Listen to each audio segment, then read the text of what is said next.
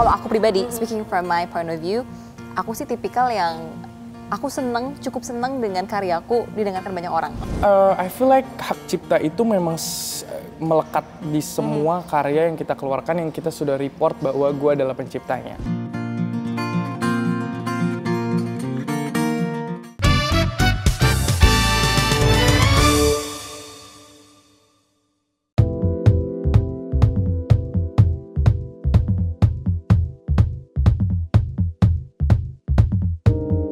Hai, selamat datang di The Lounge, tempat kita ngobrol santai tapi tetap bermakna. Kita sudah kedatangan penyanyi yang luar biasa ya, anak-anak muda yang inspiring dan karyanya juga luar biasa nih. Ada Chelsea dan juga Mark. Hi, how are you doing?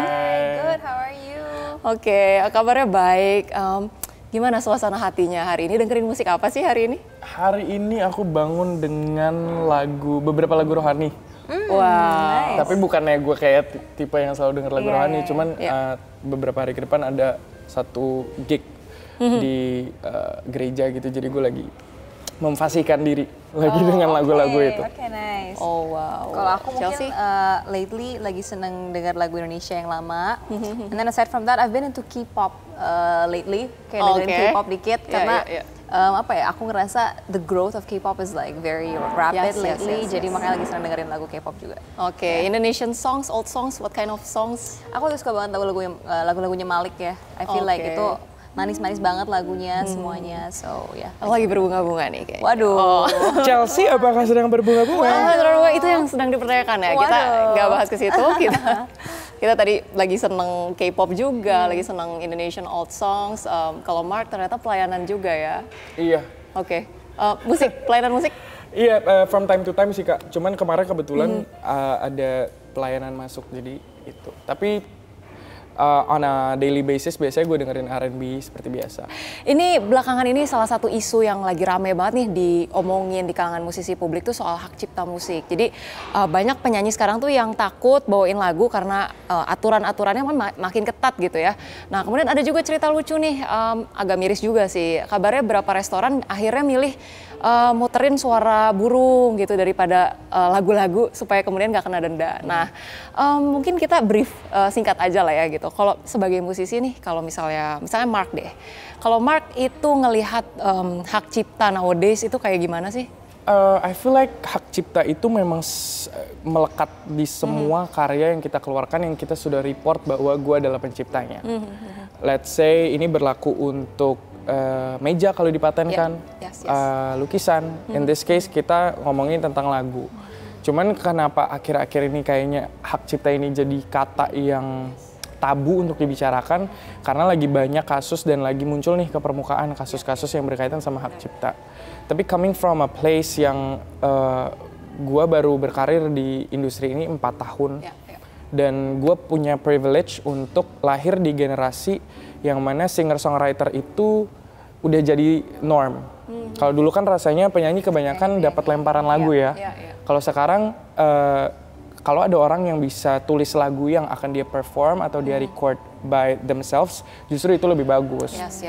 Cuman gue ngeliat kasus ini, dan prior to this podcast, gue sempat tanya ke salah satu musisi juga yang cukup senior yang selama ini memang jadi mentor gue, dan dia kasih point of view bahwa no matter how difficult the situation is right now, kayaknya fase ini tuh memang harus kita lalui karena ini tuh bentuk akhirnya kita akan finally achieve understanding baik dari the law enforcer atau dari kita pelaku atau dari maksudnya masyarakat Indonesia sebagai penikmat musik gitu.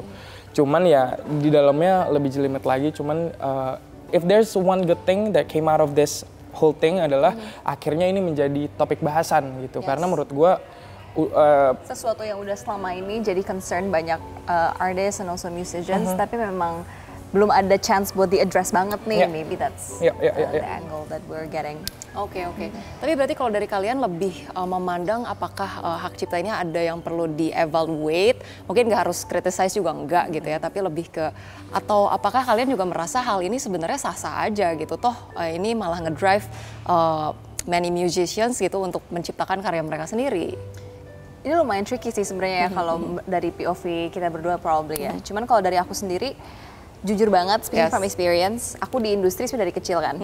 Dan namanya berkarya, bikin lagu, aku percaya banget banyak banget musisi di luar sana yang emang bikin karya tuh emang hobi aja, emang comes from the heart aja, dan sebenarnya tentang hak cipta dan juga semua regulasi tersebut tuh nggak terlalu jadi apa ya, bukan jadi tolak ukur utama untuk memotivasi mereka berkarya gitu. Aku I believe that. Cuman mungkin yang aku rasa masih tricky, at least for me and also for other musicians adalah banyak dari kita yang masih awam lah ya sama sistem, sama hak cipta itu seperti apa, terus jenis-jenisnya ada apa aja, cara kerjanya seperti apa, itu masih belum aware. Jadi makanya for me personally, again, I feel like yang paling utama knowledge-nya dulu, to know what exactly is happening and then why it happens, bentuknya seperti apa, dan baru dari situ kita bisa mengevaluate bareng lagi supaya to make sure that semuanya itu memang berjalan dengan lancar gitu sih. Tapi kalau dari Mark dan juga Chelsea ini selama berkarir di dunia musik, perform gitu, berarti kebanyakan lebih banyak bawain lagu sendiri atau lagu orang nih? So far kalau aku lagu sendiri sih, so far ya. Kayaknya kalau Mark gimana nih? I was in a period yang gue cuman baru punya satu lagu, jadi it's impossible for me to sing that same song for 7 times karena biasanya kan kita manggung setlistnya 8 minimal. Jadi biasanya gue bawain lagu temen-temen yang memang udah gue kenal atau yang within the same label that I am, supaya balik lagi memang gue dan Chelsea ini sudah lahir di era industri yang rules-nya sudah jelas, at least for performing rights. Misalnya gini, gue mau nyanyi lagu Chelsea, gue harus izin ke Chelsea atau ke labelnya.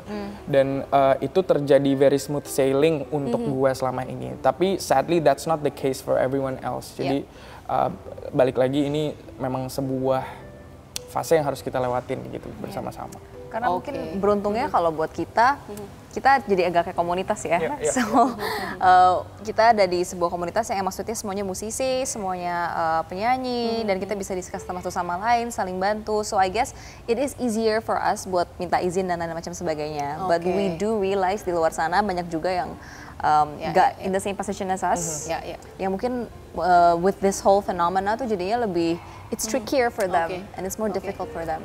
Oke, ini kita bicara soal tren zaman sekarang, mungkin entah itu di TikTok or Reels ya, tren banget lah, either orang nge-remix lagu atau kemudian dia cover lagu dibuat jadi version dia sendiri, atau kemudian motong cuplikan 15 detik gitu ya, di remix jadi viral gitu. Nah ini kalian bayangin kalau misalnya karya kalian gitu yang misalnya either dibawain orang atau dipotong terus di remix, tapi viral jadinya gitu. Seneng atau justru kayak, loh itu kan karya gue gak kayak gitu ya sebenarnya, kayak idealism atau kayak udah be realistic aja, yang penting orang tahu dulu lagu ini deh gitu. Kalau aku pribadi, speaking from my point of view, aku sih tipikal yang aku cukup seneng dengan karyaku didengarkan banyak orang. Itu buat aku pribadi. Tapi ada orang lain yang tidak seperti itu kan. Dan sebenarnya juga tricky karena tergantung ada extendnya gitu. Karena kan kalau misalnya penggunaan ulang lagu kita tuh bisa, itu mungkin dinyanyiin ulang di tempat lain, atau mungkin bisa di remix, bisa diapain, atau mungkin dijadiin jingle, who knows.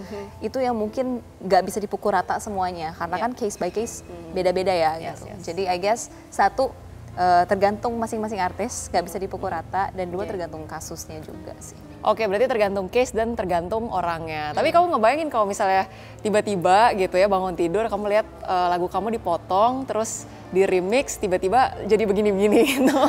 Itu kira-kira seneng atau enggak? Tama gimana, Tam? Gue pernah ada di posisi yang cukup idealis terhadap karya gue. Dalam konteks gini, I believe every musician sebelum mereka pasti dan yakin sama karya mereka, misalnya mau disubmit nih, sebelum mereka give any green lights, pasti mereka udah denger ulang, dan you know, we are our own biggest critics gitu. Jadi kalau sebuah karya udah gue rilis, itu menurut gue sebagai penciptanya itu sudah in its best form. Jadi kalau ada yang ganti-ganti, dulu gue lumayan sensitif. Cuman akhirnya namanya kita bertumbuh di industri ini, kita punya pendewasaan dan pengertian yang lebih mendalam. Sebenarnya banyak orang yang punya their own way to interpret our art. Dan sebenarnya itu sah-sah saja selama dalam ada di rambu-rambunya. Ya. Ngomongin soal genre dulu nih, kalau Chelsea, kita kenal Chelsea dari Idola Cilik ya. Dan sampai sekarang mungkin kita kenal dengan lagu-lagu yang pop, agak semi-semi riang gitu ya. Dan beberapa cover lagu yang Chelsea suka bawain biasanya lagu-lagu klasik Disney gitu. Boleh share nggak sih sebenarnya awal mula tertarik di dunia musik? Apakah dari kompetisi tersebut dan apakah kemudian your point of view tentang musik waktu Idola Cilik sama waktu sekarang tuh udah beda banget gitu? Wah. Aku tuh mulai suka nyanyi sebenarnya dari kecil banget, and it's all because of Disney movies. So waktu kecil aku tuh pengen banget jadi princess. Udah itu kayak udah my lifelong dream. And now you're become the princess, the real princess. Dari kecil emang pengen itu, dan Disney kan identiknya apa ya? All the princesses they sing, right? They act and they sing. So itu sesuatu yang dari kecil emang udah jadi interest, which drove me to joining the competition when I was 11. At that time, approach aku, semua anak 11 tahun pada umumnya apa sih yang di pikirannya, seneng-seneng aja, self-expression aja, nyanyi is just fun, to be on stage, you know, pelarian ya, seru aja gitu, it's like my playground gitu. Dan bisa dibilang growing up pun dari umur 11 tersebut, karena kan aku bisa dibilang orang-orang melihat aku grow up ya, di umur 12, 13, 14 masih sama mindsetnya ya, emang it's just fun, seperti anak-anak pada umumnya. Itu semua baru berubah ketika aku pergi kuliah, and then mungkin face the reality, ngelihat dunia itu seperti apa, dan melihat oh ternyata musik tuh gak cuma sekedar creative outlet, tapi juga bisa jadi sebuah apa ya, career gitu, menghasilkan sesuatu gitu. Makanya dari situ baru mulai kebayang kira-kira strukturnya mau gimana ya. Meskipun transisinya tuh tidak se-clear cut itu ya. Bukan yang kayak overnight, okay, I wanna make this a career, I wanna monetize this, nggak langsung kayak gitu. Cuman mungkin mindsetnya tuh build over time, gradually gitu. Dan semakin lama jadi semakin menyadari, oh musik tuh ternyata emang kayak tadi, misalnya intellectual rights gitu. Creativity tuh nggak cuma sekedar fun, tapi bisa dihargai juga. Dan lain macam sebagainya. So I guess it's a long journey dari kecil sampai sekarang, dan aku lumayan yakin sih sama orang-orang di luar sana pun mungkin ada yang go through the same journey as me, yang musik tuh emang it's very fun for me, dan juga buat orang di luar sana juga pasti banyak yang mikir musik tuh fun, so gak pernah jadi sebuah oh it's kewajiban, it's a crazy job in which you have to write songs, enggak, tapi memang lebih more of a creative outlet for me. Kalau ke Mark nih, Mark kan kita taunya berlabuh. Berlabuh. Genre-nya lebih ke pop, R&B atau seperti apa sih, kayak awal mula Mark tertarik sama musik tuh gimana? Kalau ngomongin genre, I grew up listening to neo soul, R&B, jazz, something in the likes of kayak black music gitu. Yes. Tapi nggak bisa dipungkiri, industri ini membuat gue banyak belajar tentang other genres, kayak pop, pop ballad, the mainstream genres gitu. Pada akhirnya gue tetap menemukan keberadaan diri gue yang tetap cinta dengan my roots, akar-akar gue. The fact that I'm a Bataknis, jadi dari kecil terus misalnya ada acara kedukaan, acara nikah, acara arisan, semuanya pasti ada musik. Jadi kalau dibilang kapan suka musik, gue nggak bisa jawab karena kayaknya dari gue kecil, for as long as I can remember, music has always been there. Tapi untuk akhirnya mungkin turning point-nya Chelsea bisa melihat musik sebagai career itu waktu dia kuliah. Waktu gue adalah, jadi I've always been a fan of the show, the competition show. Terus kemarin COVID, kuliah bisa online kan. Akhirnya gue kebetulan dapat invitation untuk ikutan, dan gue kira oh ya udah nggak ada nothing to lose, karena gue nggak harus keluar dari comfort of my own bedroom. Gue tinggal bikin video, ternyata lolos, kuliah gue tetap bisa jalan. Akhirnya di situ mulai making money, terus kayak oh ini bisa jadi sesuatu yang mungkin side hustle kalau sekarang. Akhirnya beranjak dewasa, beranjak makin ngerti musik ini, I found myself more interested in the lebih ke creative side-nya, ngurusin orang atau misalnya concepting ideas daripada yang melakukannya, daripada specifically singing on stage, being in the spotlight gitu. I see. Ini juga yang kemudian membuat Mark mau menekuni bisnis musik ya di New York. Wow, good luck. Ini berangkatnya kapan nih? Very soon. Iya, as of now berarti 8 days. 8 days left. I so sad, man. Iya. Semangat kayak tadi banget. ada, tadi kita di belakang semua. sempat share mau ini ya, kayak pengen bikin label Hopefully, sendiri fingers juga. crossed. Yeah. Oke. That's Chelsea good, nanti that's aku tarik. Yes. Oke. Terus Hits Records marah enggak Iya, dong? iya, iya. Collab dong sama Hits Records. Oke. Aku mendengarkan ulang diskografi aku dari aku kecil sampai Oke. sekarang. Aku menyadari banyak banget hal yang aku tulis di laguku yang jadi kenyataan. Tetaplah apa adanya.